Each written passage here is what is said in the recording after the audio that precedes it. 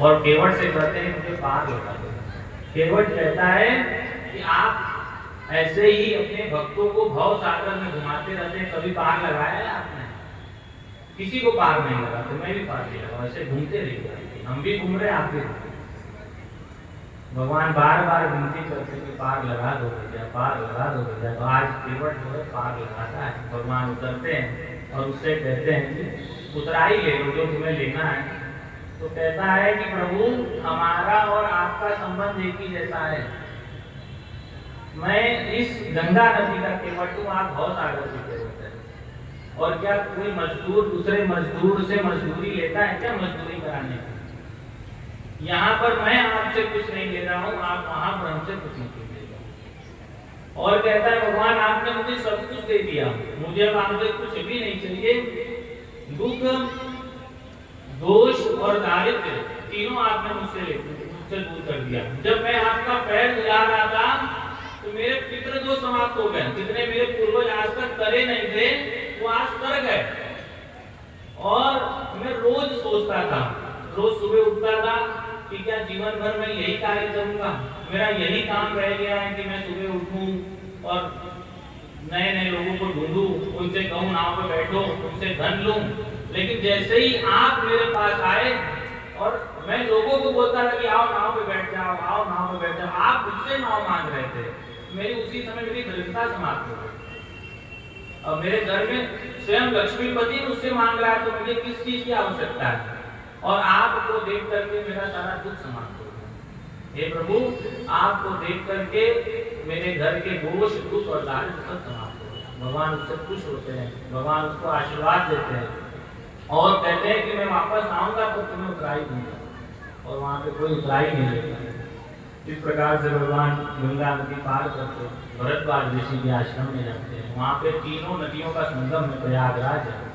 वहां पे गंगा, यमुना, सरस्वती। गंगा जी जो है भक्ति, ज्ञान, वैराग्य की नदी है। गंगा जी वैराग्य की नदी है, वैराग्य की स्वरूप है। और यमुना जी जो है भक्ति स्वरूप है और सरस्वती जो है ज्ञान स्वरूप है। तीनों का एकदम मिलन हो रहा है। और वहीं पे भरद्वाज ऋषि बैठे हुए और भरद्वाज ऋषि उनसे बोलते हैं कि हे प्रभु आप आए, आज मैं धन्य हो गया। मैं हमेशा सोचता था कि कभी भगवान हमारे पास आएंगे, आज आप आ गए, मैं धन्य हो गया। वहां पर उनका स्वागत सत्कार करते हैं और थोड़ी दूर पर भगवान की एक बढ़िया सी झोपड़ी बनवा देते हैं कि आप यहीं रहिए और आपके साथ ही हम सत्संग करेंगे। इधर सुमंत जी वापस, जब राम जी वापस नहीं आते हैं, देख लिया कि भगवान जा चुके हैं, तो वापस अयोध्या की तरफ बढ़ते हैं। और यहाँ आए तो सब एकदम सुनना सुना हो गया। भगवान की याद में सब रो रहे हैं। कोई एक टाइम भोजन करता है, निराहारो यथाहारो यन्मनस्को समाहितो। कोई भगवान के लिए इतना तड़प रहा है कि कहा कि जब तक भगवान नहीं आएंगे तब तक मैं भोजन नहीं करूंगा। कोई कह रहा है कि मैं एक ही टाइम भोजन करूंगा, कोई कह रहा है कि मैं केवल दूध फल पे ही रहूंगा और मुझे कुछ नहीं चाहिए जब तक मेरे भगवान नहीं आ जाते हैं।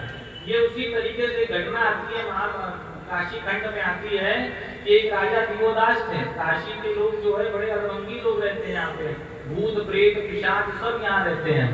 तो ब्रह्मा जी को बड़ा और यहाँ के लोगों को वरदान है कि जो भी यहाँ मृत्यु को प्राप्त होगा वो सीधा मोक्ष चला जाएगा। तो ब्रह्मा जी को लगता था कि सारे प्रकार के लोग देवनी जैसे भी होता है मोक्ष चला जाता है, इनको सुधारना चाहिए। तो उन्होंने परम पवित्र पुण्यात्मा राजा दिवोदास को इसकी कमान संभालने के लिए बोला। तो राजा दिवोदास ने कहा कि मैं उसी समय काशी पे शासन करूंगा जब काशी में किसी प्रकार के देवता का वास न हो। तो भगवान ब्रह्मा जी मोहवश करके तथास्तु। तो भगवान विश्वनाथ को भी काशी छोड़ना पड़ेगा। विश्वनाथ जी अपने गण दल सहित नाग यक्ष किन्नर सहित काशी को छोड़ दिए। और जिस वक्त काशी को छोड़े उसी समय जैतिशल्य ऋषि थे, उन्होंने उसी वक्त संकल्प लिया कि जब तक काशी विश्वनाथ काशी में नहीं आएंगे मैं अन्न जल को ग्रहण भी नहीं करूंगा। और वो तपस्या करने लगे। फिर बहुत आगे घटना घटी। भगवान ने जो इतने सारे हम लोग अपने देवता काशी के अगल बगल देखते हैं, उनके पीछे कारण ये कि भगवान ने राजा दिवोदास के अंदर के पाप को देखने के लिए सबको भेजा। 12 आदित्य को भेजा, 16 विष्णु को भेजा, 56 विनायक को भेजा, 9 गौरियों को भेजा, 9 दुर्गाओं को भेजा, 64 योगियों को भेजा। जो हम लोग कहते हैं कि काशी में स्वयंभू भगवान है, वो क्यों आए स्वयंभू? उसके पीछे कारण है कि भगवान राजा दिवोदास के अंदर के पाप को देखना चाहते थे कि इसके अंदर का पाप उदित हो तब हम तुरंत काशी में आ जाए, क्योंकि भगवान भी चाहते थे कि जब तक ये पुण्यात्मा रहेगा तब तक मैं अंदर नहीं आ पाऊंगा। तो फिर जब सारे देवता आए, जिन्होंने किसी ने भी उनके पाप को नहीं देखा, तब फिर उन्होंने गणेश जी को भेजा। गणेश जी ज्योतिषी बन के आए और उसने उसके पाप को दिखाया कि तुमने सबसे बड़ा पाप किया है कि काशी से काशी विश्वनाथ को निकाल दिया। उसको समझ में आया कि मैंने बहुत बड़ी गलती कर दी। तो वो विशालाक्षी मंदिर के पास में धर्मेश्वर मंदिर है, वहां पर जाकर भगवान की पूजा करता है। भगवान उसको सशरीर कैलाश ले जाते हैं और फिर भगवान स्वयं आते। तो भगवान जब काशी में सबसे पहले आए तो उसी जगदीश ऋषि के पास पहुंचे और उनको स्पर्श किया तो उनका जो शरीर था वो हड्डी हड्डी हो गया, कुछ भी नहीं था, हड्डी का ढांचा था। तो भगवान के स्पर्श करते ही एकदम जागृत अवस्था में हो गए और भगवान ने आशीर्वाद दिया है, वरदान दिया है कि जिस प्रकार से तुमने मेरी भक्ति की है, इस स्थान पर कोई भी व्यक्ति यदि मेरा दर्शन करेगा या यहाँ एक बार भी ओम नमः शिवाय भी करेगा, उसको हिमालय में ओम नमः शिवाय करने का फल मिलेगा। ये जागेश्वर महादेव मठ ईश्वर गंगी में है। तो ये भगवान के प्रति समर्पण की भावना है। ऐसे ही अयोध्या में सभी लोग तड़प रहे हैं कि आज भगवान चले गए और भगवान जब तक नहीं आएंगे तब तक या तो मैं एक बार पूजन करूंगा या तो नहीं करूंगा या तो दूध फल ले करूंगा। ऐसे सुमंत ये सब देखते देखते उनको लगा कि राजा दशरथ कैकेयी के पास बैठे होंगे, तो कैकेयी के भवन में चले जाते हैं और कैकेयी के भवन में जाकर देखते हैं कि राजा वहां नहीं है, क्योंकि राजा को घृणा हो गई कैकेयी से कि ये कैकेयी मुझे मेरे पुत्र को मुझसे दूर कर दिया, मैं इसको चेहरा नहीं देखना चाहता। और वो वहां से निकल करके कौशल्या के भवन में चले गए और कौशल्या वहां पर सुमंत्र देखे कि यहाँ राजा दशरथ नहीं है, तो वो कौशल्या के भवन में जाते हैं और उनको समाचार सुनाते हैं कि ये भगवान राम नहीं आए। वो पूछते हैं कि राम नहीं आए, तो कहते नहीं आए। तो लक्ष्मण आया होगा, कि लक्ष्मण भी नहीं आए और सीता माता भी नहीं आई। तो वो बहुत विलपते हैं, बहुत रोते हैं। कुछ बोला है राम ने, उसको मेरी आज्ञा आपने नहीं बदलाई, मैंने जो आज्ञा दी थी। तो उन्होंने कहा कि जो आपने आज्ञा दी थी कि उनको थोड़ा बहुत घुमा करके ले आना, तो उन्होंने कहा कि पहले पूर्व की आज्ञा पूरी कर लूं, फिर ये आज्ञा पूरी कर लूं। वो बहुत तड़पते हैं, फिर वो लक्ष्मण को याद करते हैं कि मेरा लक्ष्मण उनके साथ है, तो मुझे लगता है कि सब कुछ ठीक होगा। मैंने एक कामी स्त्री के चक्कर में अपने पुत्र को वनवास दे दिया, अब मुझसे ये दुख सहा नहीं जाता और बार बार एकदम अपने पुत्र की याद में राम राम करते करते रोने और बहुत तड़पते, जैसे पानी के बिना मछली तड़पती है वैसे राजा दशरथ तड़प रहे। और फिर थोड़े देर बाद उनको ध्यान आता है कि मैंने एक पाप किया था बचपन में। श्रवण कुमार एक मुनि कुमार थे और मैंने शब्द वेदी बाण चलाया और उस बाण की वजह से श्रवण कुमार की मृत्यु हो गई और मैं घड़े में जल भर के उनके माता पिता के पास गया, लेकिन उन्होंने मुझे श्राप दे दिया कि जिस प्रकार से मैं आज पुत्र विरह में तड़प रहा हूँ, तुम्हारी मृत्यु पुत्र विरह में ही होगी। आज वो वरदान मुझे, वो श्राप मुझे वरदान लग रहा है, क्योंकि अब मैं अपने प्राण त्यागना चाहता हूँ। मैं राम के बिना जी नहीं सकता हूँ, मैं अपने प्राण आज त्याग दूंगा। और जो मैंने वर्षों पहले कैकेयी को वरदान दिया था वो श्राप साबित हो गया और आज जो वर्षों पहले मुझे श्राप लगा था मुझे वरदान लग रहा है और भगवान का नाम लेते लेते लेते लेते उन्होंने वहीं पे प्राण त्यागा। इसके बाद वशिष्ठ जी को बुलाया जाता है, वशिष्ठ जी को सारी चीजें बतलाई जाती है। वशिष्ठ जी उनके पार्थिव शरीर को एक तेल से भरी नौका में रखते हैं जिससे कि उनके शरीर को सुरक्षित रखा जाए और उनके पुत्र को बुला करके और दैहिक क्रियाएं जो है जो शरीर के शांत होने के बाद जो क्रिया और कहा गया कि भरत जी को ये बात बताना मत, रास्ते में भी मत बताना और कहीं भी मत बताना। और सैनिकों को भेजा जाता है, सैनिक जाते हैं भरत जी के पास, उनके मामा के साथ ननिहाल में रहे भरत और उनसे कहते हैं कि गुरु वशिष्ठ ने आपको तुरंत बुलाया। और वो सुनते हैं और शत्रुघ्न से कहते हैं कि मैंने 2-3 दिन से मैं देख रहा हूँ कि मुझे बुरे बुरे सपने आ रहे हैं और मैंने उसके लिए रुद्राभिषेक इत्यादि भी कराया है, लेकिन उसका कुछ समाधान नहीं हो रहा है और बहुत दुखी होते हैं। तो फिर यहाँ एक प्रश्न उठता है कि भगवान भरत जी, भगवान राम जी, दशरथ जी भी स्वयं शंकर जी के उपासक थे, भाभी में सके ना कोई, और जब ऐसा लिखा है तो क्या सच में पूजा पाठ नहीं कराना चाहिए? जो रुद्राभिषेक इत्यादि कराने से भी लोग कहते हैं बड़े बड़े संकट समाप्त हो जाते हैं, तो क्या भगवान अपना संकट दूर नहीं कर पाए भरत जी? तो उसपे बताया जाता है कि एक प्रारब्ध कर्म होता है, एक संचित कर्म होता है, एक क्रियमाण कर्म होता है। 3 प्रकार के कर्म हमेशा साथ चलते हैं। प्रारब्ध कर्म, क्रियमाण कर्म वो होता है कि जो हम कर रहे हैं उससे उत्पन्न होने वाला कर्म, और संचित कर्म वो होता है कि जो हम कर चुके हैं, और प्रारब्ध कर्म वो होता है जिसको हम लेकर के आते हैं। तो भगवान जो है, भगवान के दर्शन करने से, भगवान के स्पर्श करने से, भगवान की भक्ति करने से, भगवान की पूजा करने से संचित कर्म और क्रियमाण कर्म तो खत्म हो सकता है, लेकिन प्रारब्ध कर्म किसी भी प्रकार से समाप्त नहीं होता, कुछ भी कर लिया जाए। क्योंकि भगवान विष्णु जो है वो भगवान के सामने युद्ध कर रहे थे, तो उनको तो 18 दिन तक शरशैया पे सोना ही नहीं चाहिए था, कुछ भी हो जाए, क्योंकि भगवान सामने है, उसको कोई भी पाप कैसे स्पर्श कर सकता है। तो कहते हैं कि इसको इस तरीके से समझिए कि जैसे हमने बहुत सारा धन कमा लिया है, करोड़ों अरबों रुपए कमा लिए हैं, लेकिन जब हमें कहीं घूमने यात्रा करने जाना होगा तो हम थोड़े ही धन लेकर के जाते हैं, पूरा सारा धन लेकर के नहीं जाते हैं। तो वो जो थोड़ा धन है वही हमारा प्रारब्ध कर्म है, और जो हमारे घर में रखा धन है वो संचित धन है, और जो उस थोड़े धन से हम वहां पर कुछ काम करेंगे वो हमारा क्रियमाण धन है।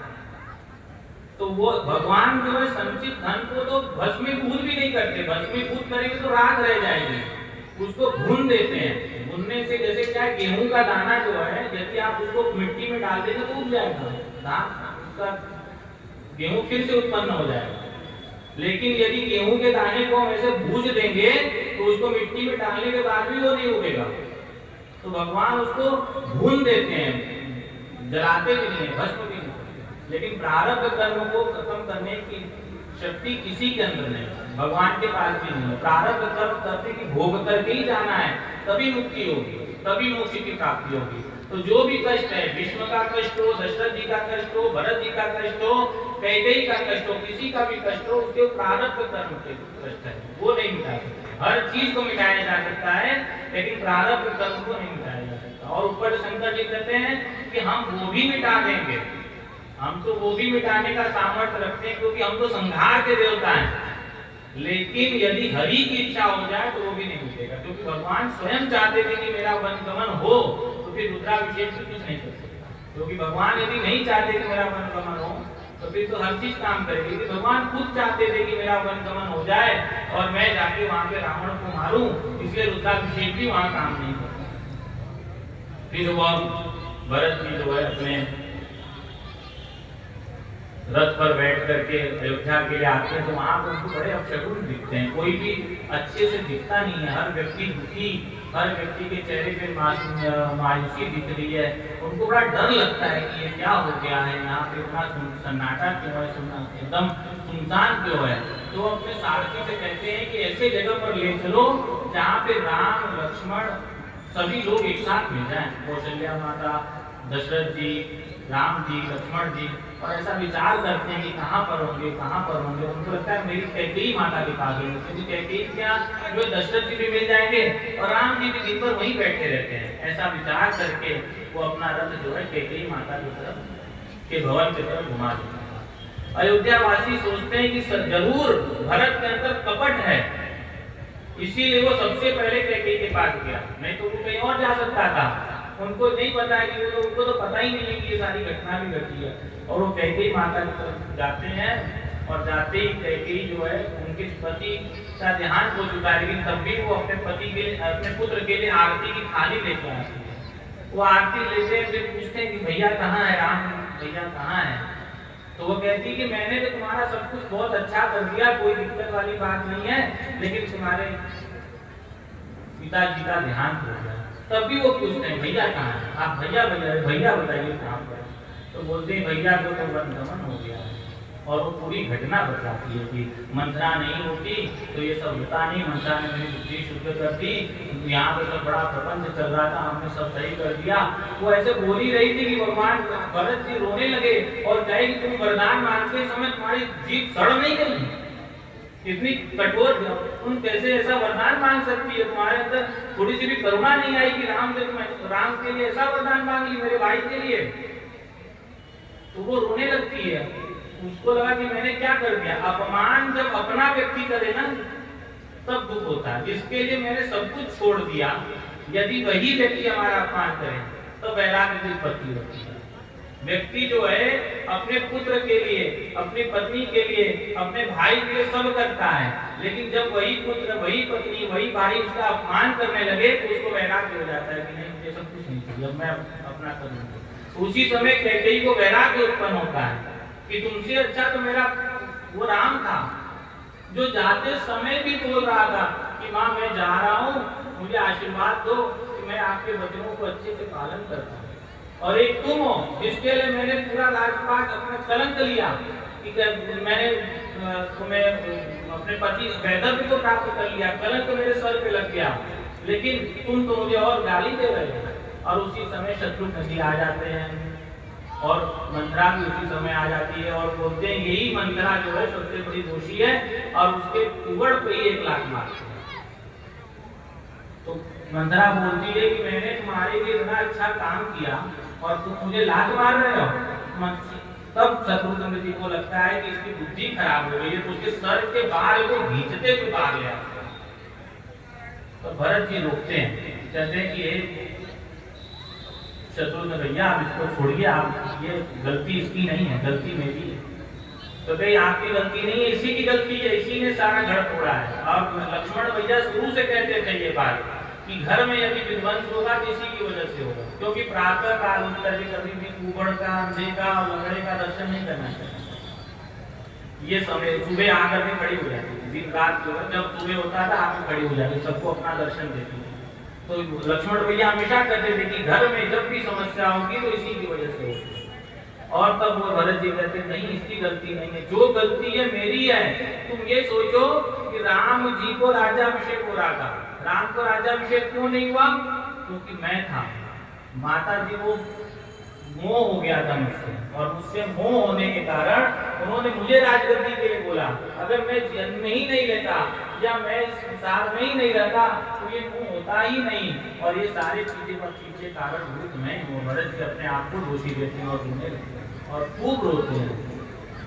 और रोते रोते फिर वशिष्ठ जी आते हैं, कहते हैं कि पुरोहिती कर्म बहुत ही खराब है, सबसे खराब कर्म जो है पौरोहित्य कर्म है। पौरोहित्य कर्म से ही सब चीजें बिगड़